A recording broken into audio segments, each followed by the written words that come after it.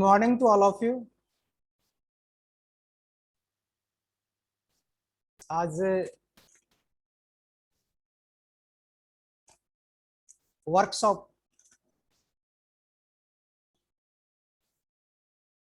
लेकर मैं आपके सामने उपस्थित हूं।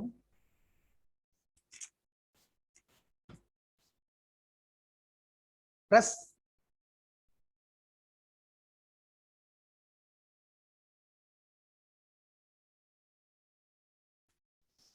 आप स्क्रीन पे देख रहे होंगे।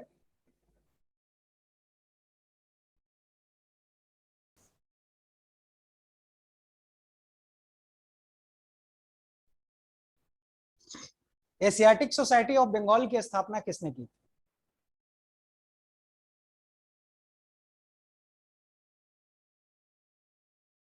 एशियाटिक सोसाइटी ऑफ बंगाल की स्थापना कब और किसने की थी? When and who founded the Asiatic Society of Bengal?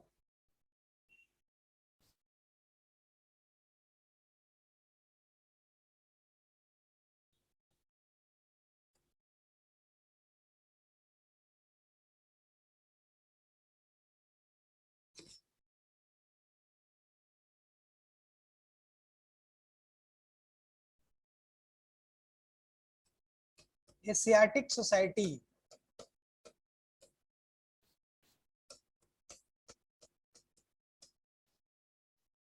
की स्थापना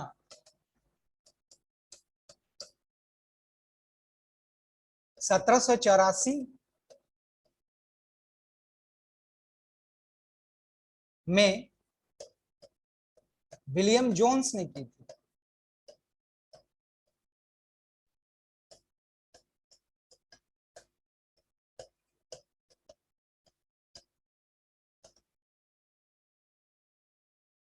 उस समय यहाँ के शासक के तौर पर वॉरेन हेस्टिंग्स काम कर रहे थे, उन्होंने भी इसमें सहयोग किया था।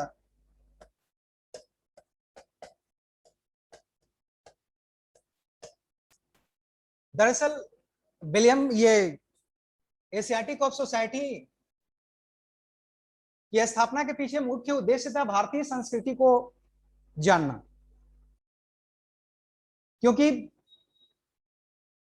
अंग्रेजों की प्लानिंग एक लंबी प्लानिंग थी भारत में लंबे समय तक रहने की, भारतीय संसाधनों का उपयोग करने की उनकी योजना थी। तो उनकी रणनीति भी वैसी ही थी। तो भारतीयों पे शासन करने के लिए भारतीयों को समझना जरूरी था,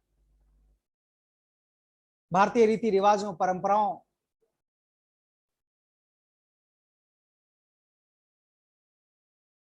को समझने के लिए एक सोसाइटी की जरूरत थी जो इस पे काम करे। और इसी उद्देश्य के लिए 1784 में वॉरेन हेस्टिंग्स के सहयोग से विलियम जोन्स ने एशियाटिक सोसाइटी ऑफ बंगाल की स्थापना की गई। इसका मुख्य उद्देश्य भी भारतीय संस्कृति को, भारतीय साहित्य को, भारतीय परंपराओं और रीति रिवाजों को समझने के लिए, ताकि लंबे समय तक भारत पर शासन किया जा सके। और भारतीयों को समझे बिना लंबे समय तक शासन करना संभव नहीं था, इसलिए एक सोची समझी रणनीति के तहत एशियाटिक सोसाइटी ऑफ बंगाल की स्थापना की गई 1784 में। अब हम नेक्स्ट क्वेश्चन की तरफ बढ़ते हैं।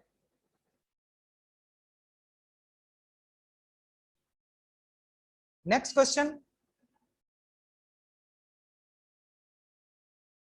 किस भारतीय विद्वान ने आर्यों का मूल निवास आर्कटिक प्रदेश या उत्तरी ध्रुव बताया? Which Indian scholar describe the origin of the Aryans as the Arctic region of or the North Pole?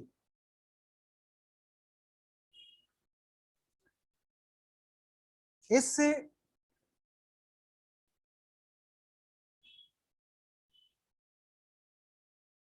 बाल गंगाधर तिलक, बाल गंगाधर तिलक ने आर्यों का मूल निवास, आर्यों का मूल स्थान आर्कटिक या उत्तरी ध्रुव बताया था। आर्कटिक या उत्तरी ध्रुव।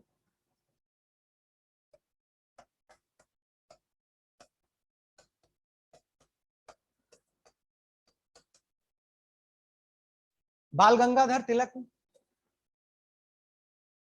ने ये बताया कि आर्यों का जो मूल निवास है वो उत्तरी ध्रुव था। उन्होंने एक पुस्तक भी लिखी थी, the Arctic home of Aryans, जिसमें उन्होंने बताया कि ये उत्तरी ध्रुव से पूरी दुनिया में फैले। और इसके पीछे जो मूल कारण था कि आखिरकार क्यों उन्होंने कहा कि ये उत्तरी ध्रुव के रहने वाले थे। दरअसल ऋग्वेद और अवेस्ता जो दो ग्रंथ है उसमें इनके मूल निवास के बारे में जो वर्णन किया गया है उस दोनों में काफी समानता है। अवेस्ता एक ग्रंथ और ऋग्वेद, इन दोनों में इनके भौगोलिक, इनके मूल निवास की भौगोलिक स्थिति का, भौगोलिक विशेषताओं का वर्णन किया गया है। इस आधार पर उन्होंने कहा था, बाल गंगाधर तिलक ने, कि आर्यों का मूल निवास आर्कटिक अर्थात नॉर्थ पोल था। हालांकि वैसे आर्यों का मूल निवास जो सभी विद्वान स्वीकार करते हैं, हालांकि विद्वानों ने स्वीकार नहीं किया इनकी दलील को कि आर्य उत्तरी ध्रुव से आए थे। मध्य एशिया माना जाता है इनके मूल निवास, और यहीं से ये पूरी दुनिया में, यहां से कई शाखाएं निकली जो पूरी दुनिया में फैल गई। तो आर्यों का जो मूल निवास जो सभी इतिहासकार स्वीकार करते हैं वो मध्य एशिया का क्षेत्र माना जाता है, यानी मिडिल एशिया से ये पूरी दुनिया में फैले, कई शाखाएं वहां से निकली और फिर ये पूरी दुनिया में फैल गई। अब हम नेक्स्ट क्वेश्चन की तरफ बढ़ते हैं। नेक्स्ट क्वेश्चन,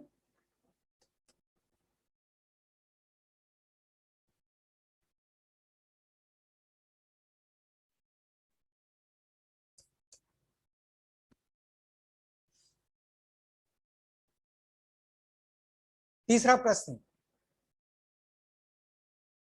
उत्तर वैदिक साहित्य की रचना कब और किन क्षेत्रों में हुई?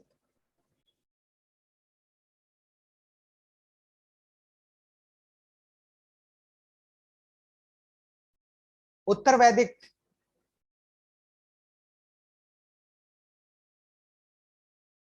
उत्तर वैदिक साहित्य की रचना कब और किन क्षेत्रों में हुई?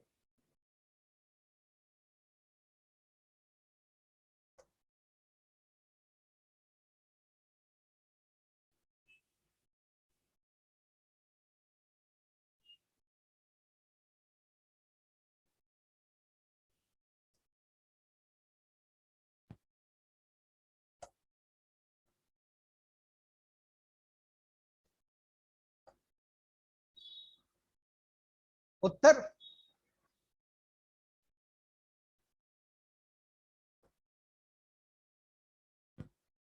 उत्तर वैदिक साहित्य की रचना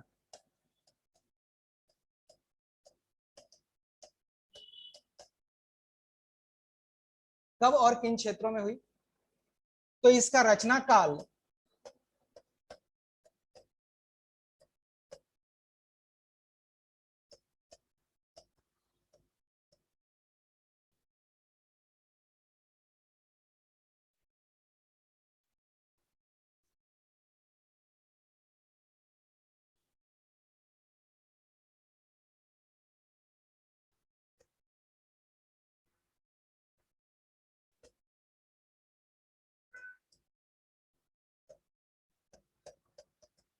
BC से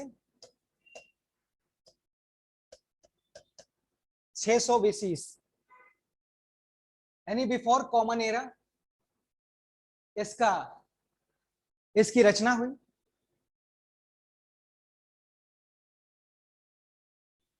और बेसिकली ये कुरु पंचाल क्षेत्र में,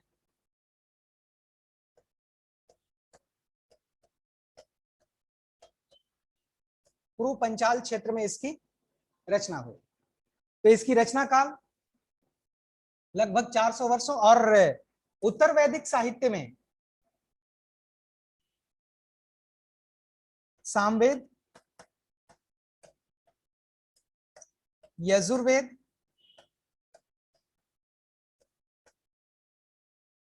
अथर्ववेद, ब्राह्मण, आरण्यक और उपनिषद,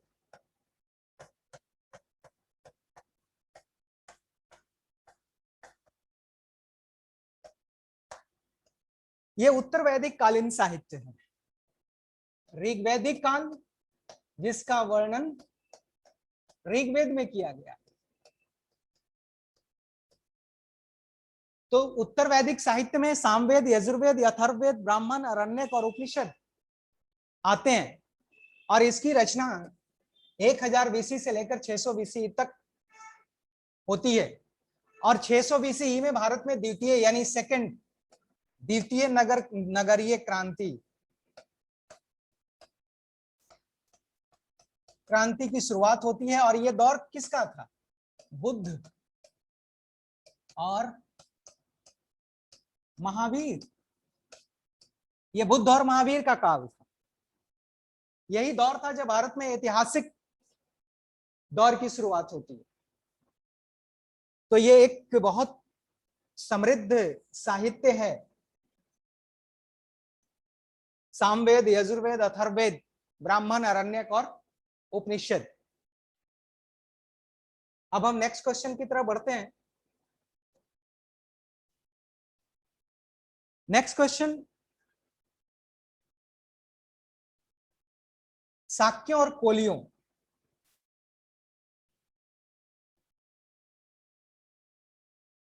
ये दो गणराज्य थे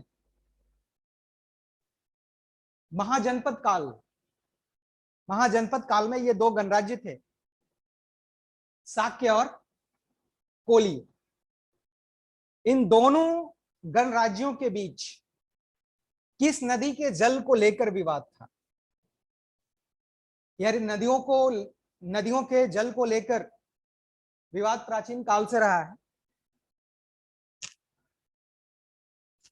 नदियां जीवनदायिनी होती हैं। नदियों की घाटियों में सभ्यताओं का विकास होता है। इसलिए नदी मनुष्य के जीवन के लिए बहुत ही महत्वपूर्ण है। नदियों के बिना जीवन की कल्पना नहीं की जा सकती है। तो नदियों के जल के बंटवारे को लेकर प्राचीन काल में भी विवाद होते रहे। और ये विवाद काफी तीखे होते थे।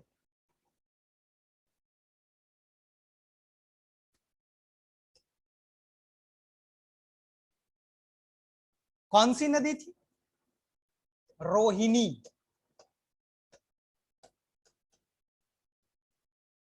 रोहिणी नदी के बीच विवाद था।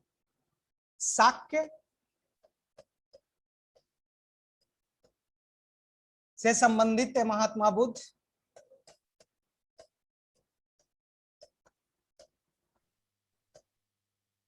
और कोलिये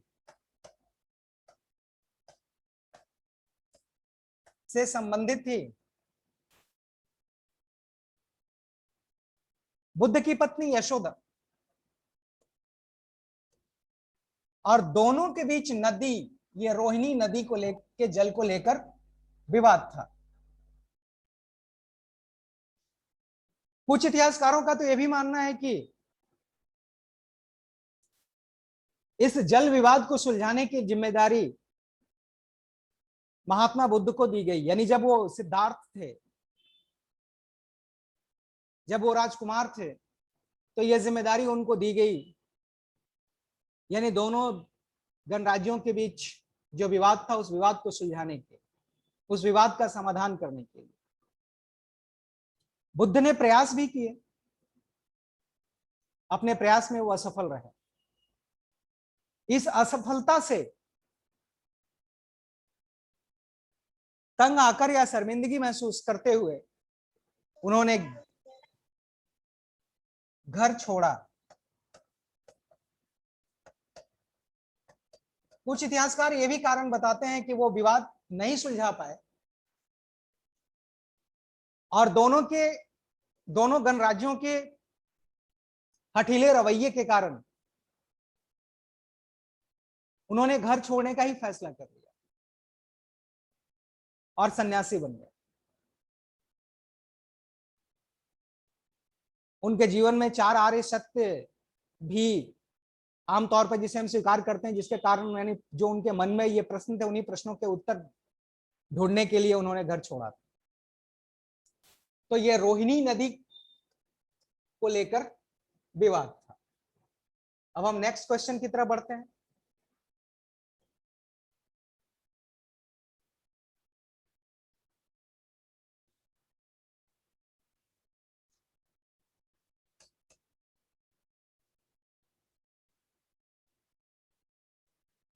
अजातशत्रु ने अपने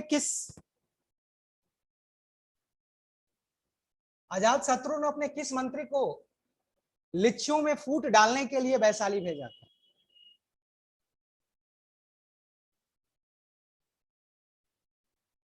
दरअसल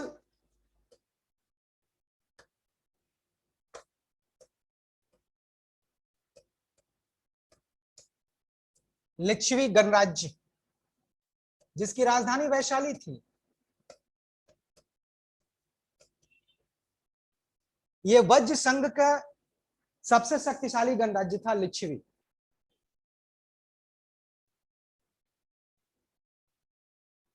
अजातशत्रु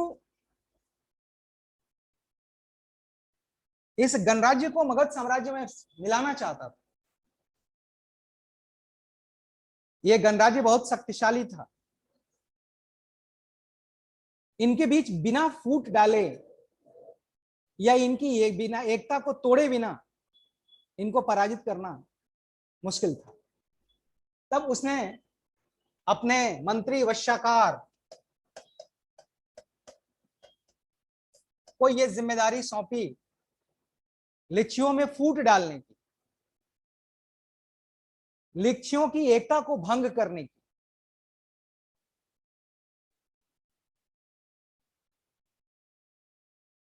और इसमें वो सफल भी रहा। वैशाली को ही परास्त करने के लिए अजातशत्रु ने पाटलिपुत्र में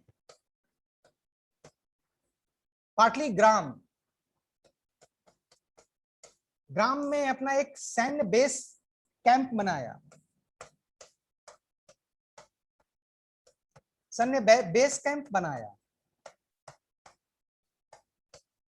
क्योंकि ठीक गंगा के इस तरफ पाटलीग्राम था और गंगा के उस तरफ वैशाली राज्य, इसलिए आगे चलकर यह पाटलीग्राम पाटलिपुत्र में तब्दील हो गया और पाटलिपुत्र आगे चलकर भारत का प्रशासनिक केंद्र बना, मगध की राजधानी बना, जहां से अफगानिस्तान तक शासन होता था।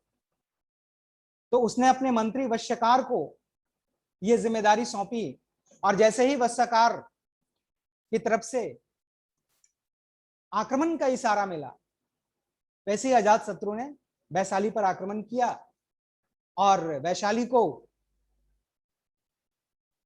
मगध साम्राज्य में मिला लिया।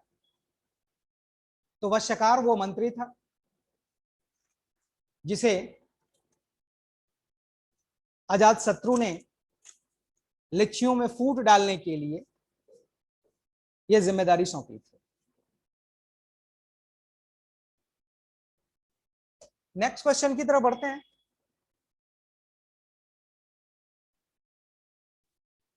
किस रिपोर्ट को भारतीय शिक्षा का मैग्ना कार्टा कहा जाता है।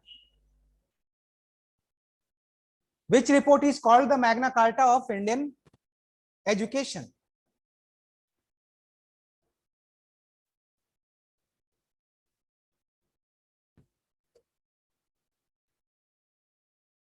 अठारह के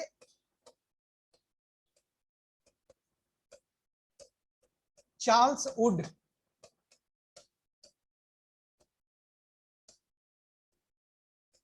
डिस्पैच को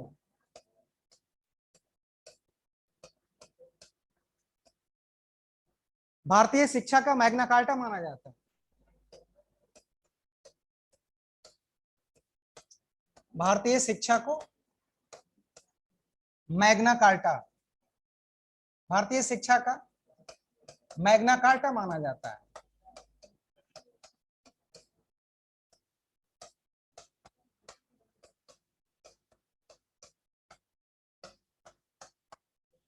इस डिस्पैच के लागू होने के बाद कई परिवर्तन आए।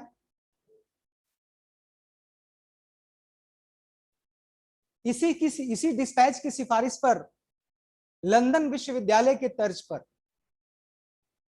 कलकत्ता, बंबई और मद्रास में विश्वविद्यालय की स्थापना की गई।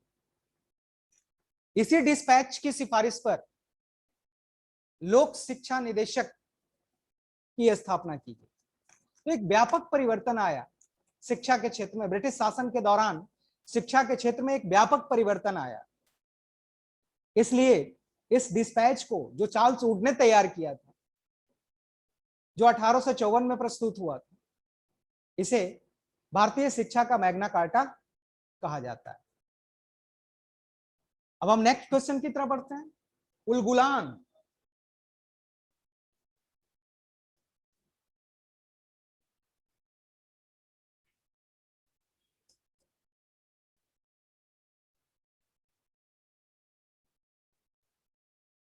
उलगुलान का संबंध किससे है?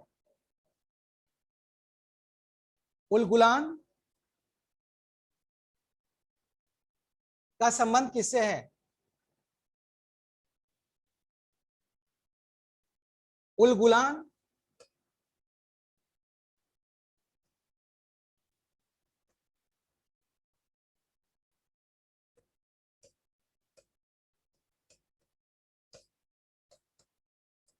इसका अर्थ होता है महान आंदोलन।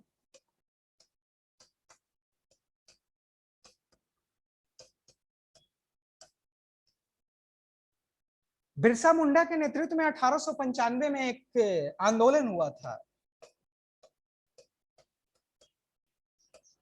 बिरसा मुंडा के नेतृत्व में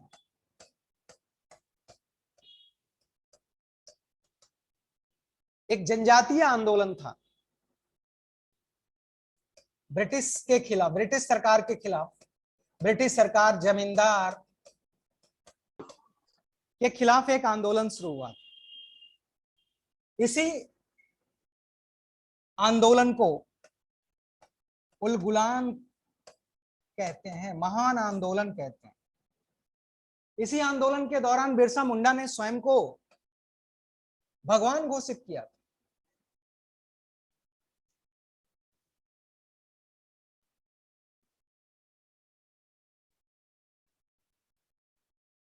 यह आंदोलन इतना उग्र था कि इसे दबाने में अंग्रेजों को काफी मशक्कत करनी पड़ी। बिरसा मुंडा को जनजातियों ने भगवान मान लिया। उन्हें लगा कि अब जनजातियों को सारी समस्याओं से मुक्ति मिल जाएगी, ये व्यक्ति उनकी सारी समस्याओं का समाधान करेगा।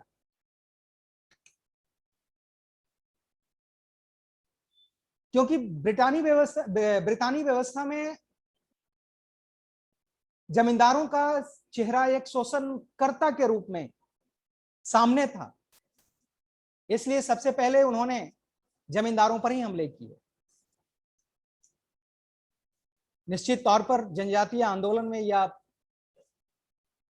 भारत में जो आंदोलन हुए ब्रिटिश सरकार के खिलाफ, उसमें एक महत्वपूर्ण स्थान है ये बिरसा आंदोलन का, मुंडा आंदोलन का। तो उलगुलान उसी से संबंधित। अब हम नेक्स्ट क्वेश्चन की तरफ। नेक्स्ट क्वेश्चन है,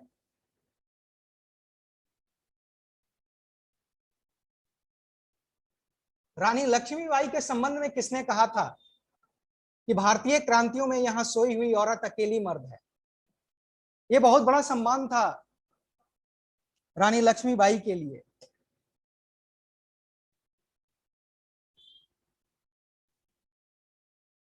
जनरल ह्यूरोस ने यह बात कही थी। जनरल ह्यूरोस ने ही काल्पी में उन्हें पराजित किया था, और काल्पी में उन्होंने स्वयं को मार लिया, स्वयं को मार दिया, आत्महत्या कर ली। अब उन्हें लगा कि मैं अंग्रेजों के हाथ आऊंगी, अब मैं बच नहीं पाऊंगी, तो उन्होंने स्वयं को खत्म कर लिया।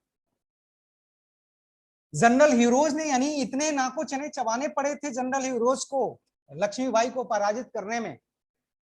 तो जब वो पड़ी हुई थी, जब उस बॉडी पड़ी हुई थी, उसकी लाश पड़ी हुई थी, तब उसने कहा था कि क्रांतिकारियों में यह सोई हुई महिला ही अकेली मर्द थी। यह बहुत बड़ा सम्मान था रानी लक्ष्मीबाई के लिए, जब उसके दुश्मन ने उसके संबंध में इतनी तारीफें की हुई, उसकी बहादुरी की इतनी तारीफ की है। अब नेक्स्ट क्वेश्चन,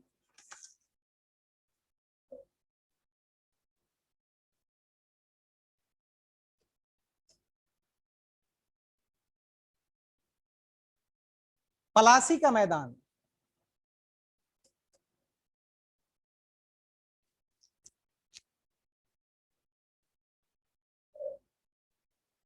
नहीं बढ़।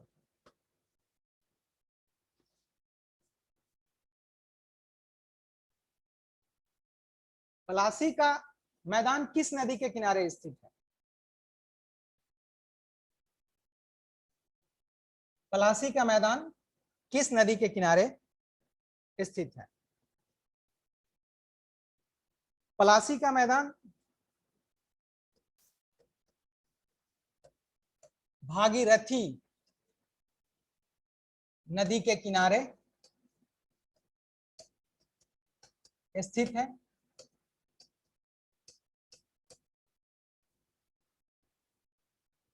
यहां पलास के पेड़ बहुत अधिक संख्या में मिलते हैं, इसलिए इस मैदान का नाम पड़ गया पलासी। और इसी मैदान में 1757 में युद्ध हुआ था।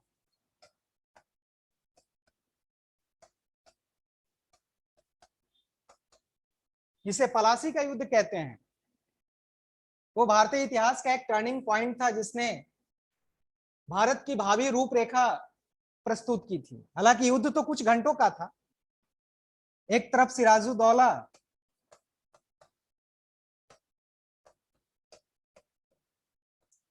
तो दूसरी तरफ रॉबर्ट क्लाइव था।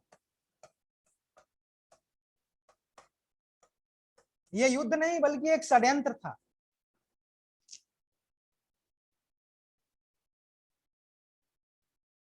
युद्ध के परिणाम युद्ध के मैदान में तय होते हैं,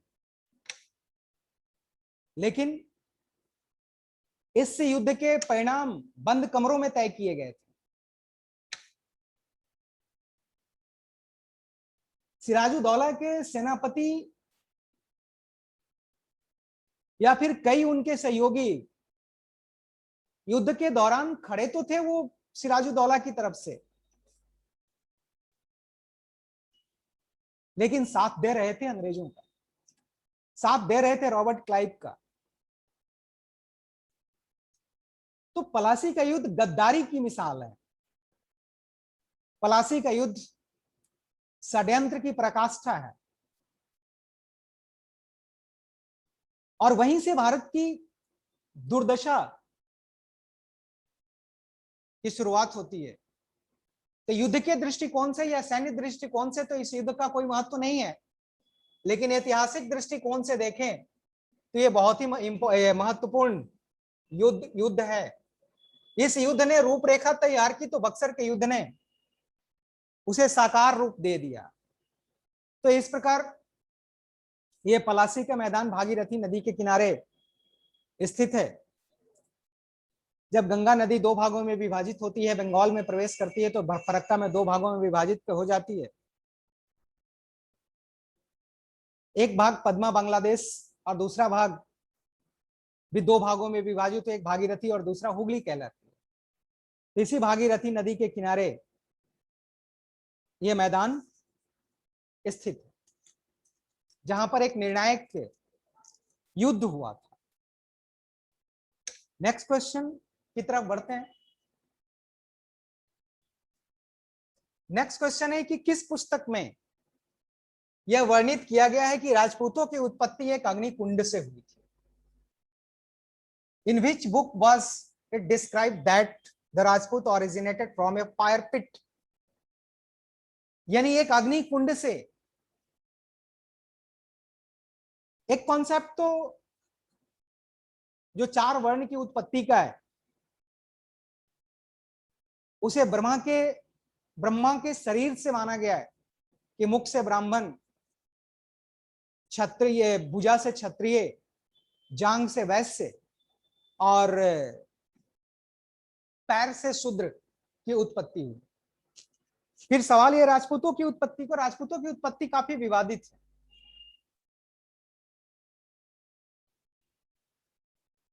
राजपूतों की उत्पत्ति को लेकर कई विवाद है। कुछ विद्वान विदेशी उत्पत्ति के सिद्धांत को स्वीकार करते हैं, तो कुछ विद्वान स्वदेशी उत्पत्ति के विचार को, सिद्धांत को स्वीकार करते हैं। चंद्रवरदायी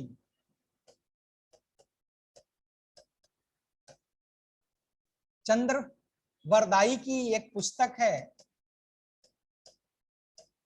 पृथ्वीराशो। पृथ्वीराशो, इसी में उन्होंने राजपूत की उत्पत्ति का अग्निकुंड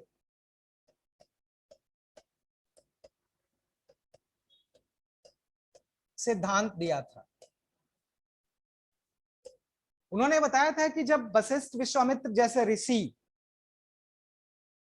यज्ञ कर रहे थे, तो राक्षस उस यज्ञ में विघ्न डाल रहे थे। तब उन्होंने यज्ञ को संपन्न कराने के लिए प्रतिहार, चालुक्य और परमार वंश की उत्पत्ति की। लेकिन ये सफल नहीं हुए राक्षसों को रोकने में। तब इन सब को मिलाकर चहमान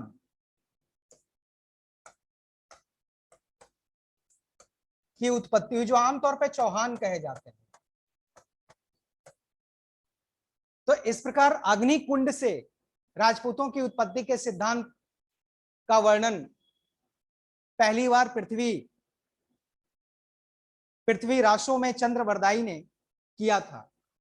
और इस अग्निकुंड से प्रतिहार, चालुक्य, परमार और चौहान की उत्पत्ति हुई, और इसे हम राजपूतों की उत्पत्ति के रूप में स्वीकार करते हैं। ये पृथ्वीराज चौहान के दरबार में थे। उन्हीं की प्रशंसा में पृथ्वीराशो पुस्तक भी लिखी चंद्रवरदायी ने, और उन्होंने ही राजपूत की उत्पत्ति का अग्निकुंड सिद्धांत दिया था। अब नेक्स्ट क्वेश्चन की तरफ बढ़ते।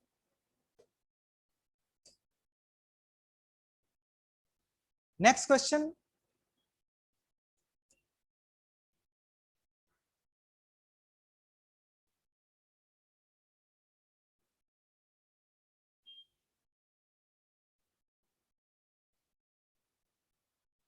मौर्य प्रशासनिक व्यवस्था में,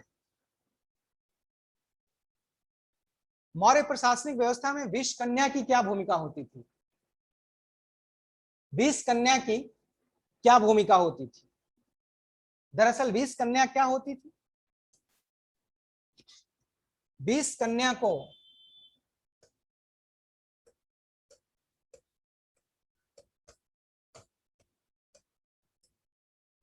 जासूस कहा जाता था, यानी और इसमें महिलाओं को नियुक्त किया जाता था, महिलाओं को नियुक्त किया जाता था, इसलिए उन्हें विष कन्या कहा जाता था। चाणक्य ने इस व्यवस्था को पर बहुत जोर दिया था। कई तरह के जासूस, संस्था, संचार पुरुष, गुण पुरुष, कई तरह के जासूसों की नियुक्ति की जाती थी, उनकी अलग अलग भूमिका होती थी। कई महत्वपूर्ण सूचनाएं उन तक उनके जरिए राजा तक पहुंचती थी। तो प्रशासनिक व्यवस्था को ठीक करने में, प्रशासनिक व्यवस्था को संचालित करने में इन जासूसों की महत्वपूर्ण भूमिका होती थी। ये आज भी है। हर देश की अपनी अपनी डिटेक्टिव एजेंसी है जो देश की सुरक्षा और देश के विरुद्ध होने वाले किसी भी गतिविधियों का पता लगाती है और उसे रोकने का प्रयास करती है। तो निश्चित तौर पर राज्य के लिए यह व्यवस्था बहुत ही महत्वपूर्ण है और विष कन्या के रूप में महिलाओं की भूमिका काफी महत्वपूर्ण होती थी। Next question,